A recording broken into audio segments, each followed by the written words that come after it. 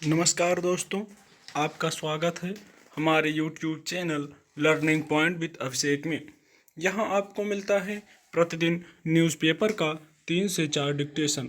इसलिए अगर आप हमारे चैनल पर पहली बार आए हैं तो चैनल को सब्सक्राइब कीजिए और बेल आइकन प्रेस कीजिए ताकि अगले वीडियो की नोटिफिकेशन आप तक सबसे पहले पहुँचे।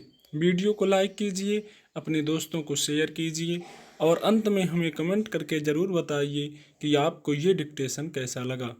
आपको मिलेगा 80 शब्द प्रति मिनट का डिक्टेशन। Ready, start.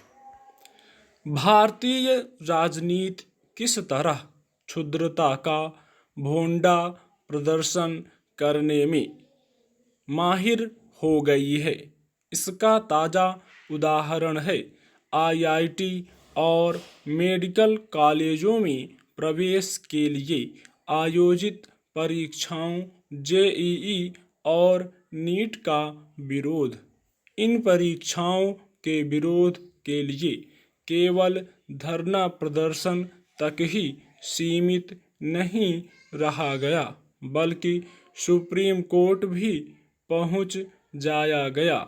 यह अच्छा हुआ कि सुप्रीम कोर्ट ने इन परीक्षाओं को कराने के अपने आदेश के खिलाफ दायर पुनर्विचार याचिकाओं को खारिज कर दिया, लेकिन अच्छा होता कि वह याचिका दायर करने वालों को फटकार भी लगाता।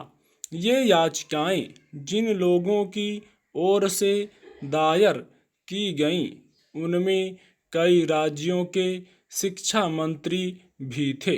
क्या इससे बड़ी विडंबना और कोई हो सकती है कि शिक्षा मंत्री ही राष्ट्रीय महत्व की परीक्षाओं के खिलाफ खड़े हों, और वह भी बिना किसी ठोस कारण के। यह ठीक है कि कोरोना वायरस के संक्रमण से उपजा खतरा अभी टला नहीं, लेकिन आखिर इसकी अनदेखी क्यों की जा रही है कि देश धीरे धीरे लॉकडाउन की बंदिशों से बाहर आ रहा है। आखिर जब ट्रेनें चल रही हैं, विमान उड़ रहे हैं और कल कारखाने अपनी पुरानी रफ्तार पकड़ रहे हैं, तब फिर परीक्षाएं क्यों नहीं हो सकती।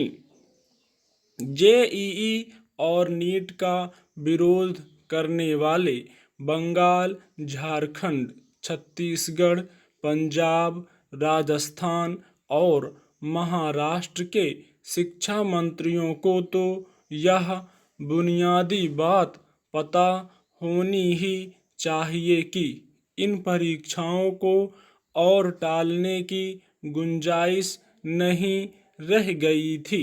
क्या वे यह चाह रहे थे कि लाखों छात्रों के एक वर्ष की मेहनत बेकार जाए?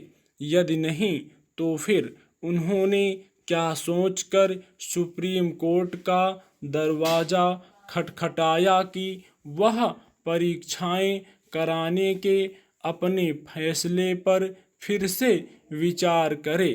राजस्थान के शिक्षा मंत्री को तो यह भी बताना चाहिए कि आखिर उनके राज्य में माध्यमिक शिक्षा बोर्ड की पूरक परीक्षाएं क्यों हो रही हैं। क्या राजस्थान कोरोना वायरस से मुक्त हो गया है, या फिर ऐसा कुछ है कि केवल जेईई और नीट देने वाले छात्रों को ही कोरोना वायरस से संक्रमित होने का खतरा है? निसंदेह राजनीति जीवन के हर क्षेत्र को स्पर्श करती है और कई बार वह महज संकीर्ण स्वार्थों को पूरा करने के लिए की जाती है, लेकिन यह तो सस्ती राजनीति की पराकाष्ठा है कि राष्ट्रीय महत्व की परीक्षाओं को मोहरा बनाया जाए।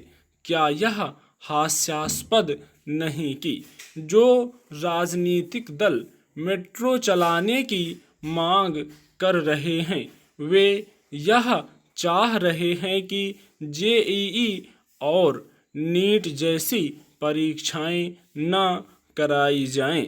साफ है कि जो नेता अभी भी इन परीक्षाओं का विरोध कर रहे हैं वे खुद के साथ साथ भारतीय राजनीति का भी उपहास उड़ा रहे हैं। स्टॉप।